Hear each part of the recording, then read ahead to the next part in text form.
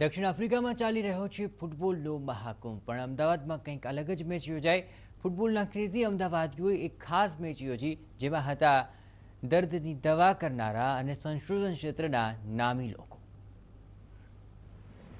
માથા પર સફેદ વાળ, ઉંમર 60 થી 65 વર્ષ, પણ જુસ્સો તો જુઓ। પણ કહેવાય છે કે રમતમાં ઉંમરને બાદ નથી।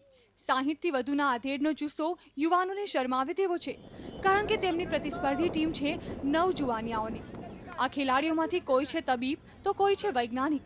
ફૂટબોલ મહાકુંભને લઈને હાલ ફૂટબોલની રમતનો ક્રેઝ વધી રહ્યો છે। તેથી જ અમદાવાદમાં હાલ ચાલી રહી છે આ મેચ। ગુજરાત યુનિવર્સિટીના મેદાનમાં રમાઈ રહી છે આ મેચ। પોતાનો કિંમતી વ્યવસાય પડતો મૂકીને ફૂટબોલનો ગોલ કરવામાં મશગુલ બન્યા છે આ ડોક્ટર્સ અને સાયન્ટિસ્ટ। 65 વર્ષની ઉંમર વટાવી ચૂકેલા વૈજ્ઞાનિકો ફૂટબોલનો ગોલ ઉછાળીને પોતાનું શરીર સૌષ્ઠવ વધારી રહ્યા છે। कि हमारे यहाँ जैसे तो भी पूरे मिला के 8-8 जन की टीम होती थी। आज आपने देखा होगा कि ग्राउंड बिल्कुल फुल था, पैक था। तो ये फुटबॉल फीवर का शुरुआत है। और यहाँ हालांकि ये तो अभी वर्ल्ड कप शुरू हुआ, हम यहाँ जो बरसों से खेल रहे हैं। मुझे आज यहाँ 6 साल से मैं खेल रहा हूँ।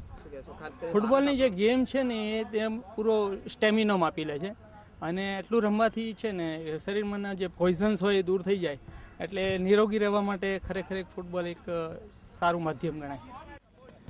ક્યારેક જ પોતાના વ્યવસાયિક વિસ્તારથી બહાર દેખાતા તબીબો હાલ પોતાનાથી પણ નાની ઉંમરના જુવાનિયાઓને ટક્કર આપી રહ્યા છે, અને તેનું કારણ છે ફૂટબોલનો ક્રેઝ। આમ તો ભારતમાં ફૂટબોલ પ્રત્યે લોકોમાં એટલો ઉત્સાહ જોવા મળતો નહોતો, પરંતુ હવે ભારતીયો પણ ક્રિકેટની સાથે સાથે દુનિયાના સૌથી લોકપ્રિય એવા ફૂટબોલને આવકારવા લાગ્યા છે। વિદ્યાર્થીઓ પણ માને છે કે ફૂટબોલની રમતથી સ્વાસ્થ્ય સારું રહે છે।